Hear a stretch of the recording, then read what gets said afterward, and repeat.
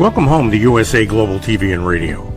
Ours is a place where dreams take flight, voices are heard, and stories are shared. This is where cultures meet, connections are formed, and ideas are transformed into action. This is your destination for authentic storytelling, diverse perspectives, and meaningful conversations. We're where global stories unite and bridges are built beyond all borders. Discover our world of education, entertainment, hope, and inspiration. Together, we're building bridges worldwide. Subscribe to our USA Global TV channel and download our USA Global TV app. Be our guest or join our team. Visit usaglobaltv.com. With heartfelt thanks to our executive producer, Dr. Jacqueline Kerbeck, music scored by Yifei Tang from Cloud Road Music, creative direction by Paul Garcia, and I'm Alcini, and I'm very proud to be part of the USA Global TV and Radio family. So join us here at USA Global TV and Radio. Make us your home for global connection. All rights reserved. This video and its contents are the exclusive property of USA Global TV and Radio. Unauthorized use, duplication, or redistribution in any form is strictly prohibited. Thank you for being a part of our global community.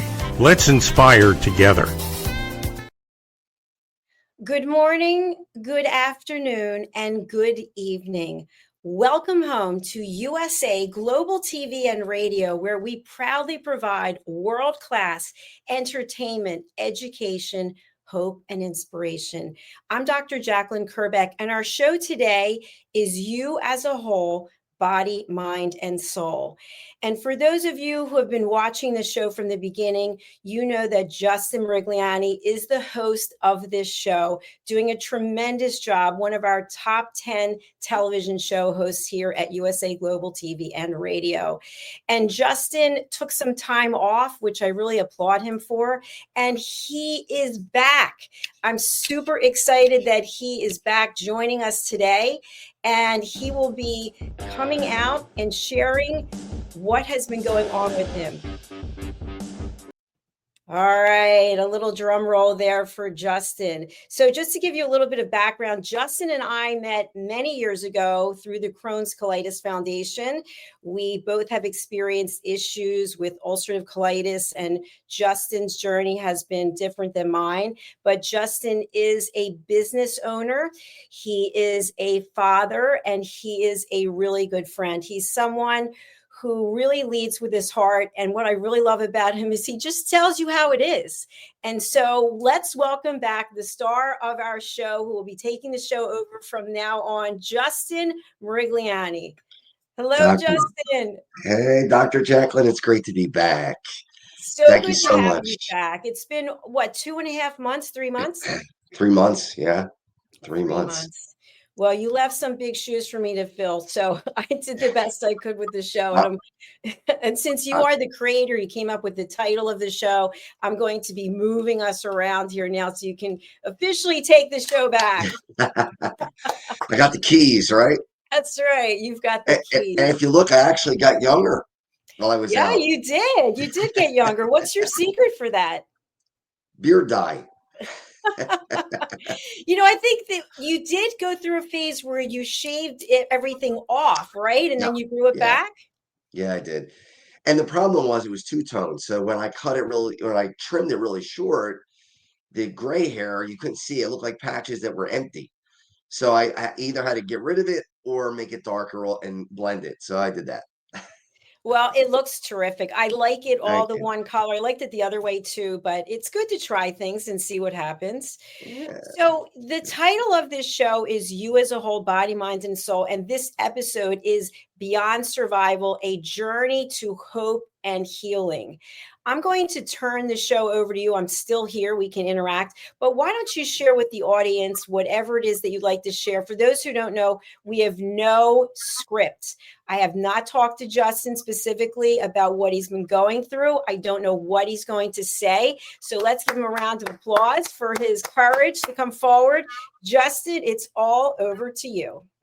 Thank you, Dr. Jacqueline. So everybody, thank you for continuing to tune in. I saw some of the shows that Dr. Jacqueline did while I was gone. They were great. She really did a great job of keeping things going the way they were. And I hope you stay with us now as I come back. But I was gone for 3.5 months or 3 months, and it was because of severe depression, anxiety, and obsessive compulsive disorder, which I've had my whole life. I've had that since I can remember. I was in therapy at 8 years old, 3 days a week. So it was pretty intensive therapy. Over the last year, 2 years, and especially this past year, things have gotten very difficult in my life. And I've talked about that. I've talked about the divorce that I'm going through and almost done now. And my business is now not doing as well as it was because of economy and because of AI and a bunch of other reasons that we just don't have time to get into. I've been doing that for 23 years, so it's hard to see that go. My charity, we had that big game scheduled for all of you who used to watch the show for months, know that we had that big Checkmates ice hockey game that was going to come up. And I had been so excited about that for over a year. We had some really big names that were going to be involved, and that fell through, and that was another crushing blow. And it was just one thing after the other. And I wound up going to which IOP, intensive outpatient program for depression and anxiety. And then, unfortunately, in my last week, I received some pretty bad news regarding some things going on domestically, and it was very painful. And there were things said about me that it just broke me, snapped my back, and I wound up in Bryn Mawr Hospital for 8 days in the psych ward for depression, for anxiety, mostly depression. It got to the point where I couldn't even function anymore. I was in bed some days 17 hours and just not able to get up. And that's when I realized that it was time to make the decision to either get better or suffer and potentially just waste my life away. And I had a choice. I had a fork in the road, and I made the choice. And the choice was get the help that I needed.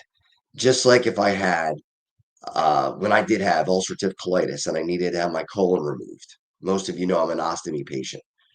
I didn't do that surgery at home. I didn't do that surgery. I can't do that surgery now, even though I've been through it. And just like that, mental illness is another thing that I could not defeat on my own. I needed the help. I needed to go to a place that knew what they were doing. And I'm happy to say right now that I'm feeling probably as good as I did since I was in college. Um, I've had some terrible things happen to me since I've been out of the hospital. I was in another IOP 4 days a week, graduated last week. So I feel good about that. And even though, like I said, things are not going great still, I still am struggling financially, and my business is still struggling. And unfortunately, I was in a serious car accident 3 weeks ago. My car was totaled one day after I paid it off. The car was totaled. I owned it literally for one day.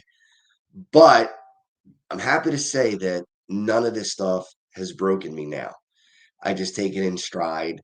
Of course, I'm not thrilled about having to buy a new car after having paid off my other car.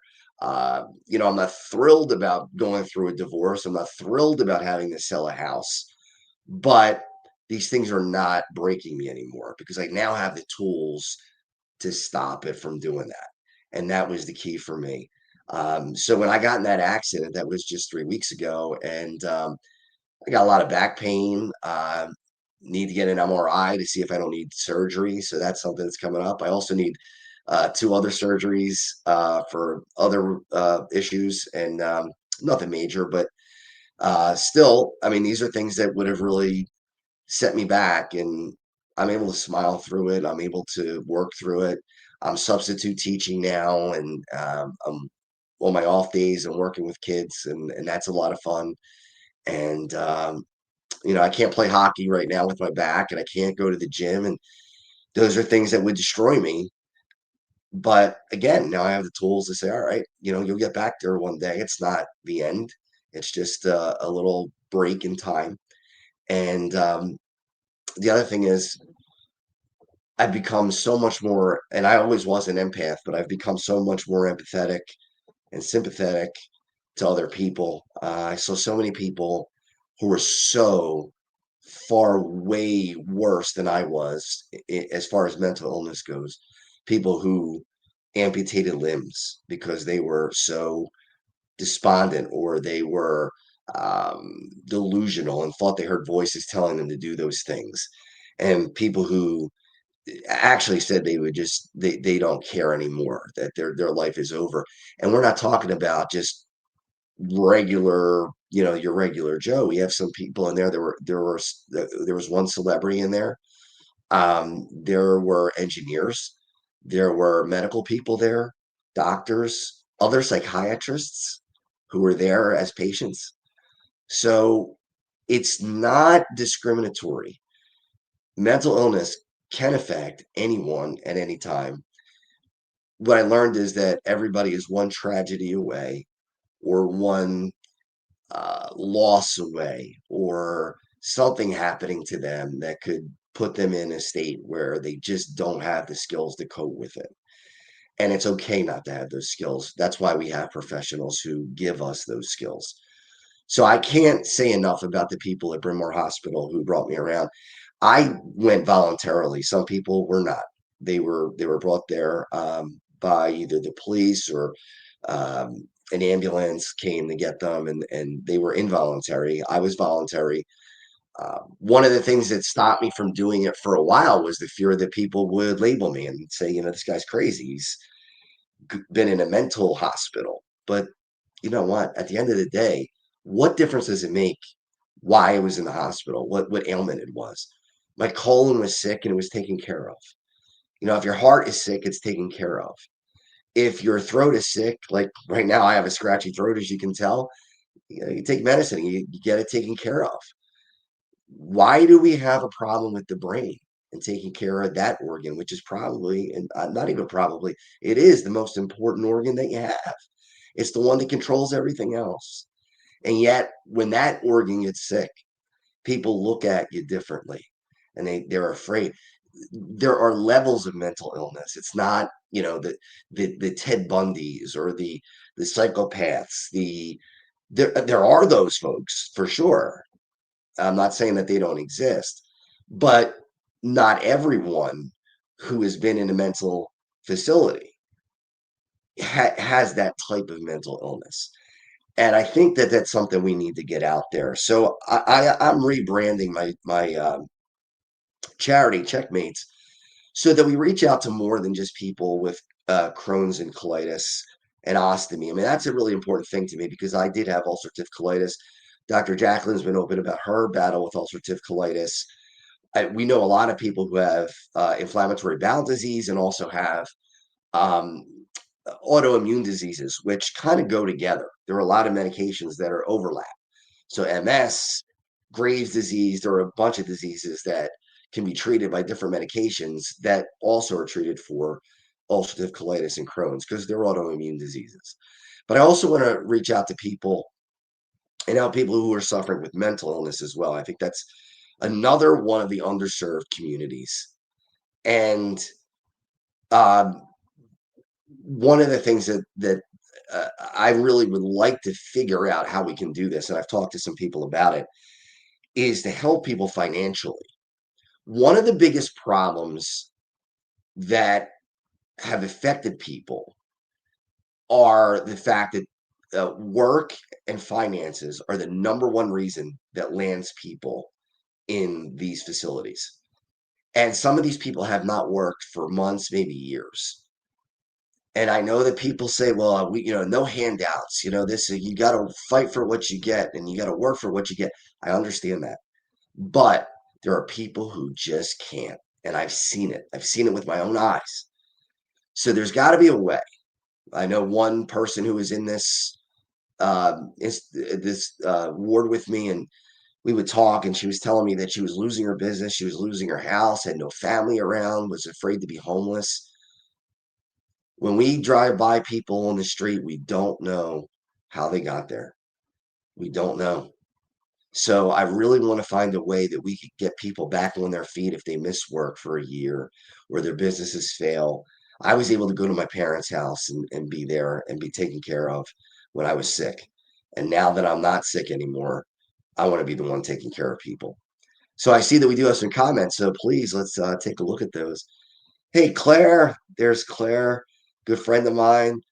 There's Rachel, another good friend of mine. I love the show. Glad he's back. Yes, thank you. I appreciate it. Claire says, looking good. Thank you, Claire. I appreciate it. Love the show. No offense, Jacqueline. Of course, Jack and Dr. Jacqueline's always going to be part of this show. So, hey, Lucille, thank you for checking in. I appreciate it. Thank you, Claire. So glad you're back, Justin. You're doing amazing. I really appreciate that.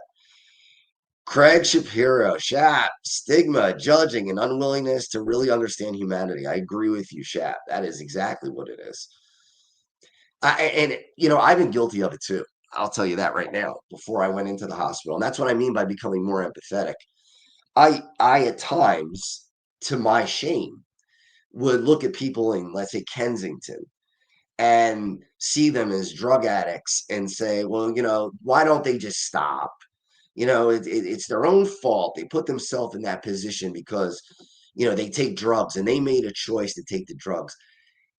All right, maybe the first time you do it, it was the choice, but then after that, it's not a choice. I have literally seen people who are literally, and I'm not saying this as figuratively, literally cannot live without drugs, just cannot function without drugs. And some of them can't function on or off the drugs. So the goal is to try to get people to understand that these aren't decisions. I didn't choose to be depressed. I didn't choose to be anxious. I didn't choose to have the things that happened to me happen. Lose my uncle right after I got separated. That wasn't a choice that I made. To not see my kids more than once a week was not a choice that I made. All the things that have to sell a house that I lived in with my family for 20 some years, or I'm sorry, 18, 19 years. That is something that we didn't choose. These are things that came down the pike, and sometimes things hit you in the face. Family members who've been sick, who are sick, and we have to deal with that. Aging parents, all things that have crashed on me at the same time. I could see why people look for an escape, because I did. And when I was looking for an escape, I did not turn to drugs or alcohol, but I did self-harm. I would punch myself. I didn't self-harm to the point where I was going to be hospitalized, but I would pound on my chest in anger and make big bruises on my chest, and I'd wail away on a box, punch the box until my knuckles were bleeding, and I was just so angry, and everything hurt mentally. I felt like I was burning through the bed when I would lay on the bed, or if I was on the couch. Many, many prayers to God, please take my life away, stop my heart in the middle of my sleep, get me out of this. I don't care anymore. And people would say, well, you got kids and you can't do that. And boy, you become so selfish when you're in that position. You really do. And it's not, I don't look at that with guilt. That's just part of the disease. So I've given myself grace to say, hey, look, you are in a bad place. You had a disease. You were treated for it. And now you're on the right road. You're coming back. And we have 2 more comments. So let's check in on those. And there's my Aunt Janet Hearts. Thank you very much. She was a big part of my recovery. Seal Adams, Bertel, thank you. She said, hey, Justin. Hello, Susan. My aunt said I cheesed. Yeah, so that's an inside joke in our family. That when my aunt one time lost her temper over grated cheese, and she went bananas, and she doesn't even really realize why she went crazy, but she cheesed. So now when anybody in the family loses our temper or we go crazy or go off, we say we cheesed. And Aunt Janet is the reason that we came up with that. So we do have a commercial coming up. I'm going to take Shap's comment right after the commercial, but we do have a commercial coming up, and then we'll take a look at Chef's comment. Is it true? Is it kind? Is it necessary? In a world quick to judge, one book dares to reveal the hidden cost of silence.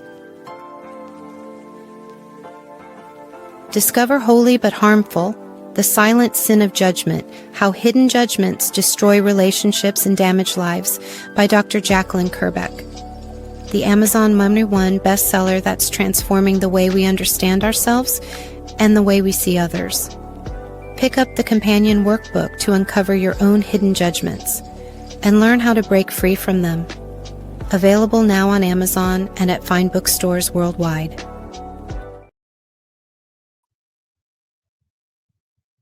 All right, here we are again. So, Dr. Jacqueline, if you could put that comment up by Shap again.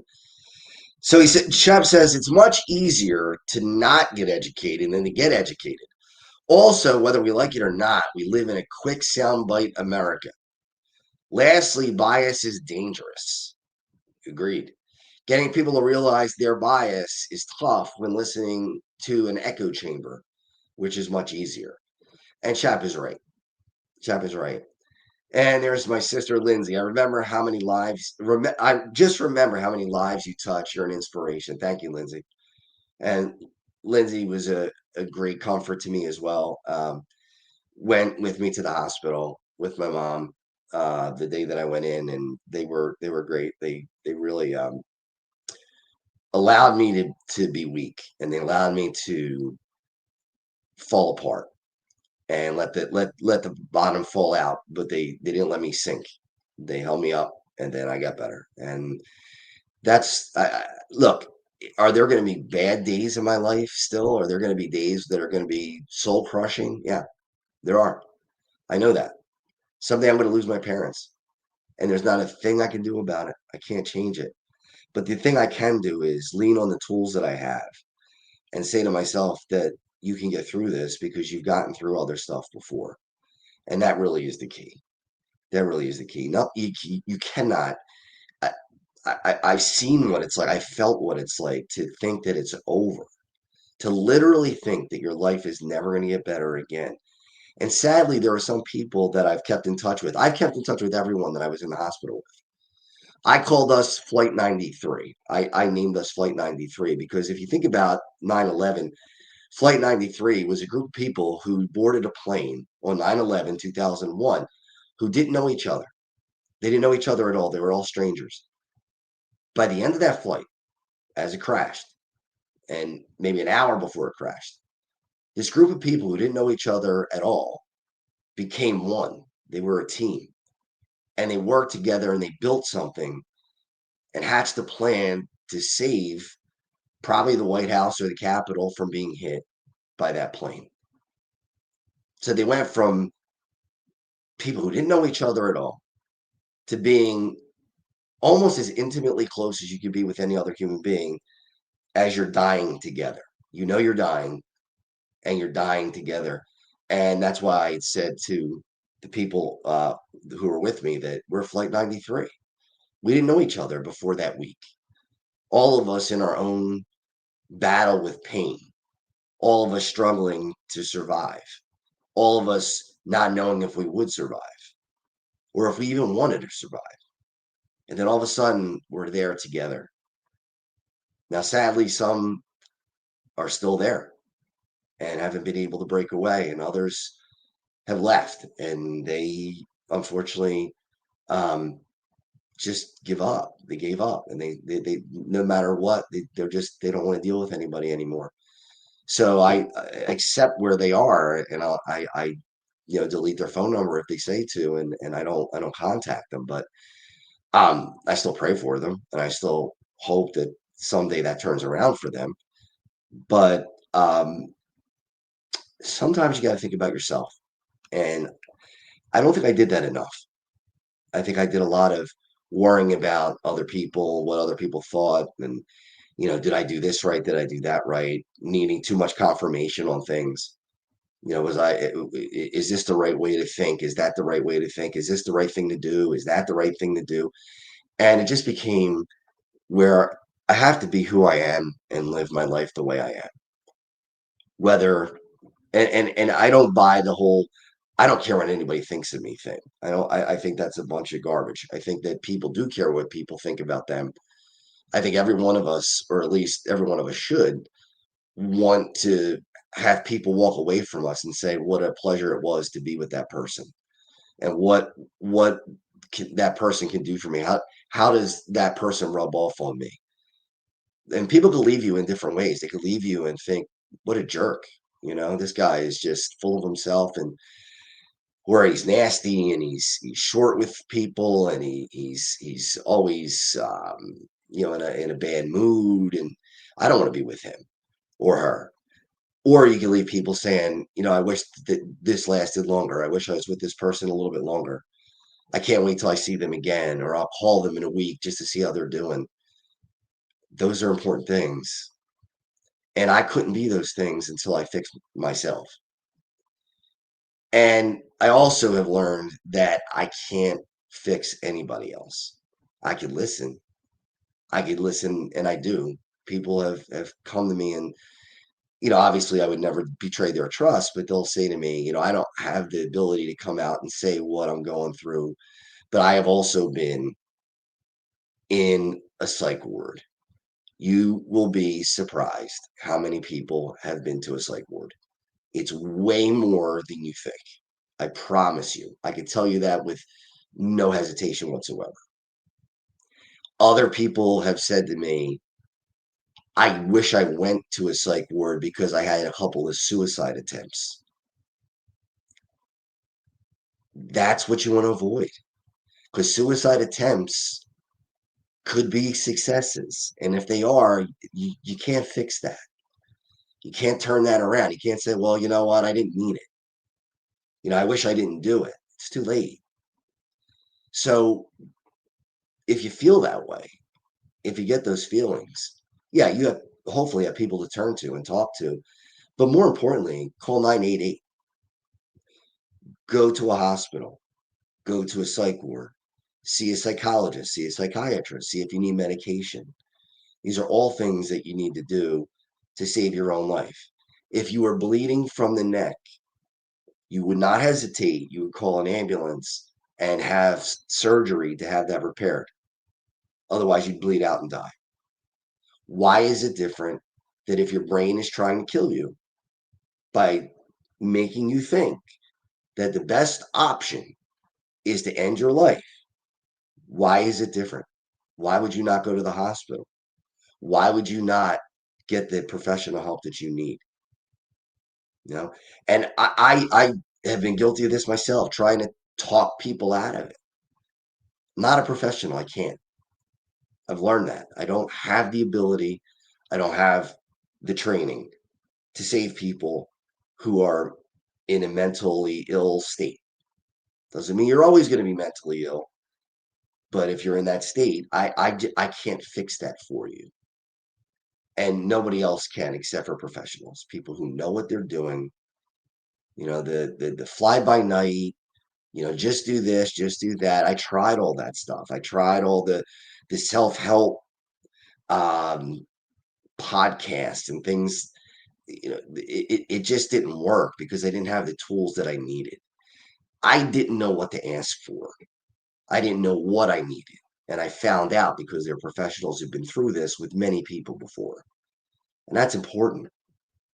So I would suggest, if you run into somebody who is struggling with mental illness, absolutely be an ear for them, listen to them, let them cry on your shoulder, whatever they need to do. But at the same time, give them a nudge if you can to get the help that they need. I was so dead against having to go to that hospital, and I wasted so much time being miserable and being to the point where life is impossible. I wish I had gone to that hospital probably 6 months ago instead of in July, late July, early August. I was there for 8 days. That's it. Some people were there for 40, 50, 60 days. Some people I met there aren't getting out until Thanksgiving. So people are all in different places. And all I did there when I walked the hallways would just talk to people and learn about them. Didn't try to fix anything. Didn't try to get into their business. If they wanted to tell me what went on, I let them tell me. If they didn't want to tell me, I didn't ask questions. I just let them go and let them. And it's amazing how people will open up to you if you just sit there and listen. And the things that I was told, people who are going through so many different hardships and delusions, things that they would never, um, no one would ever want to go through, telling me about hearing voices and seeing people and feeling like people are against them, or that they're being chased by the mob, or these things that rationally I think they know that that's not true, but for some reason their mind is not letting them understand that. And it's not their fault. We look at people, and I'm not saying we, because I don't, but I've seen people laugh at people who are acting crazy, or people who seem to be, not all there, or people who are strung out on drugs, and people who are just not acting what we consider normal. But there's a story behind every one of those. And I didn't see it as well until I was in the hospital. See, that's what I got to learn in the hospital. Not only for myself, but for other people too. That it's more than that. And so many more people have reached out to me that I could. Uh, it's amazing to me. People who I probably had 10 or 15 friends tell me I've attempted suicide. It's so much more prevalent than people think. The reason why that is because people are afraid to talk about it. They don't say, I had a suicide attempt, because then everybody will, or not everybody, but a lot of people will judge them and say, well, there's something dramatically wrong with them. No, more often than not, people do wind up in positions where they have suicidal ideation. It's more than half. It's actually much more than half. And that's the people who admit it. Anxieties, 70% of people have an anxiety disorder of some sort or another. 70%. That's diagnosed. That doesn't account for people who will not admit that they suffer from anxiety. So bump that number up. It's probably closer to 90%, probably even 100%. If you really stop and think about it, have you never had moments where you had anxiety that was through the roof? Or have you never had moments where there was despair? How am I going to pay that next bill? Can I afford to put food on the table? For me, my business is failing now because of circumstances that are beyond my control. I could panic about it, and I did. I panicked about it, got depressed about it, gave up, said, forget it. I tried so hard. I had it 23 years, and now all of a sudden the rug's pulled out. I'm done. I'm finished. I'll find something else. I'll just find something else. Like I said, 3 weeks ago, I got in that car accident, and that would have put me in bed for probably days. I would have been destroyed. Now, did I get angry? Yeah. Yeah, I got rear-ended by somebody who was tailgating me. I actually got hit, and I was going about 25, 30 miles an hour, and my car was totaled by somebody in a truck. So it wasn't like I was stopped and they just didn't see me. They just ran right through the back of my car. Did I get out and get angry and scream and yell? You bet I did. As my Aunt Jana would say, I cheesed. But that's normal. When something like that happens, you're going to get angry. When somebody does something that's reckless and that causes your damage to your property, damage to your body, yeah, you're going to get mad. It's okay to get mad. Now, did I pull the guy out of the truck and beat him senseless? No. That would be an inappropriate response to that action. But I did yell, I did scream, but calmed down, went home, went to the hospital, got x-rays, stayed calm, joked around with the nurses and the doctors, and just said, all right, well, I'm going to reframe this. And that's a big thing that I learned about it, is reframing. I took a different route that day. I took a different route that day to go home. And If I didn't take that route, I wouldn't have been rear-ended. But who's to say if I took the other route, I wouldn't have been killed in a head-on collision? See, that's reframing. That's what I've learned to do. My marriage is ending. And I could say, well, then my life's over. That it's over, and I'm never going to, that part of my life is done. It's over. I might as well pack it in. Or I could reframe it and say, okay, it's sad that happened, and it's sad that it's ending, but maybe a different relationship is coming down the pike someday, and maybe that will be how my life is and how I'll spend my life. Reframing is a big key to all of this. It's not if you're late because you forgot to turn off the stove or something, you had to go back home and you're late. How do you know that you didn't save yourself from being killed in an accident or any other thing that could have possibly happened? You don't know. The only ones you know about are the ones that happen, right? When somebody's in an accident or somebody's hurt, you say, wow, if only they had been 5 minutes later, if only they had been 5 minutes earlier. But we'll never know the ones that we missed because they didn't happen. So that's how I'm going to live the rest of my life. I'm going to be reframing. I'm going to be looking at things, you know, terrible things when I lose people that I love, family members, friends who pass away. Yeah, it's sad. It's going to hurt. And it always does. It rips your heart out every time. But the reframing is you had those days, you had those memories, you had those times, and they don't go away. And if you believe, like I believe, you'll be together forever, eventually, but I believe in eternal life. So that's the reframing. You can look at it as this is a loss. This is going to be something I can't get over. Or you can look at it as it's something I can get over. It's going to take a while. I'm not saying that you don't feel the pain. I'm saying that you go beyond the pain. And that's really the key. So we'll talk more about this in other shows. I know we're running out of time, and I want to bring Dr. Jacqueline back and kind of wrap things up. But my main focus tonight was to just let you know that it's normal if you're scared, if you're depressed, if you're hurting. We all are, and we can all get better. So, Dr. Jacqueline, if you want to come back in, I don't know if you. There you are.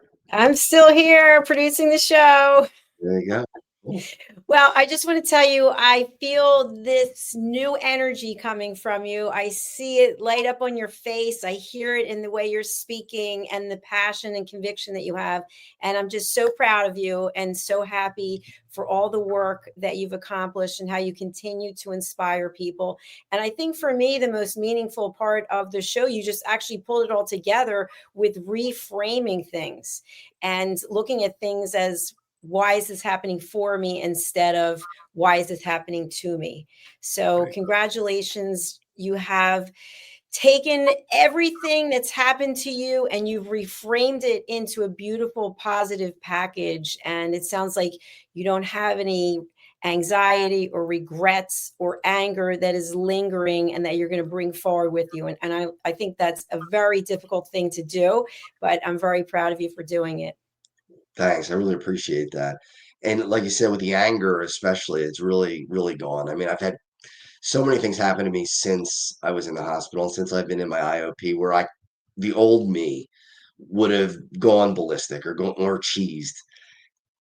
And I just don't anymore. Just the other day, somebody had been talking about me behind my back and I knew about it. And he came up to me to shake my hand. And my first thought was tell him to get out. I shook his hand. So it changes things when you put things in perspective. It absolutely does.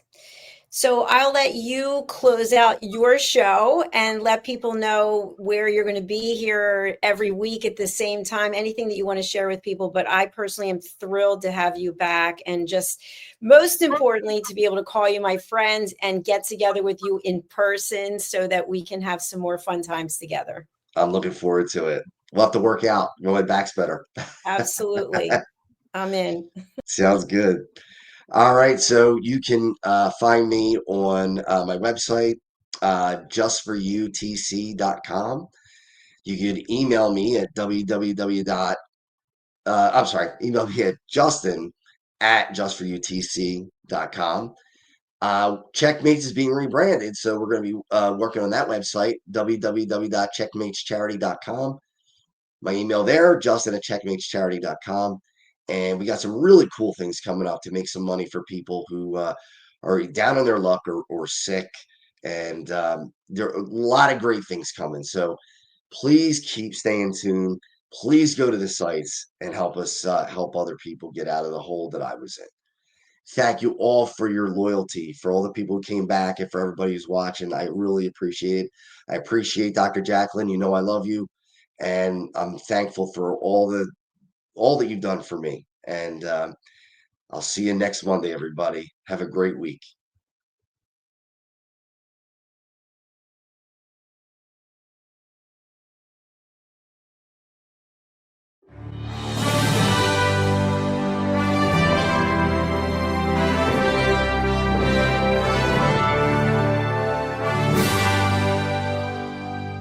Which of these 5 statements sounds mostly like you? 1. I often wake up in the middle of the night worrying about my future. 2. I'm angry or resentful towards a specific person. 3. I have anxious, obsessive, compulsive thoughts throughout the day. 4. I have an addiction like smoking, drinking, shopping, sugar, or social media. And 5.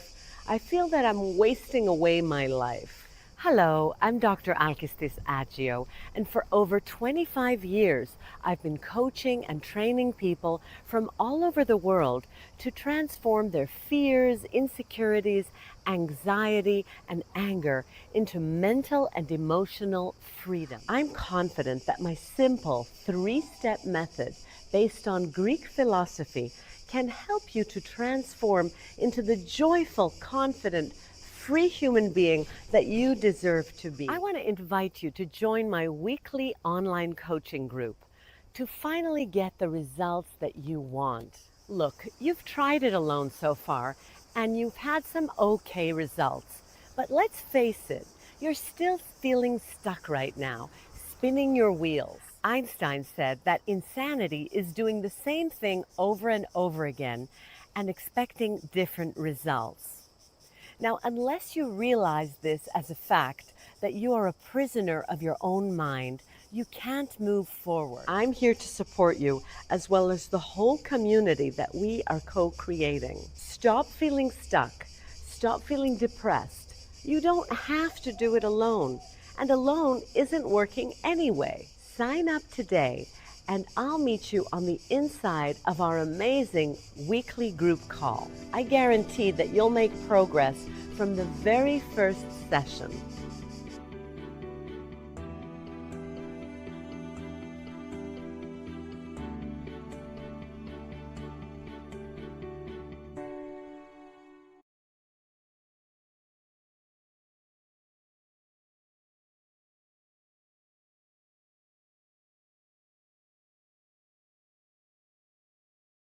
Thank you, viewers and listeners of USA Global TV and Radio, for joining us today.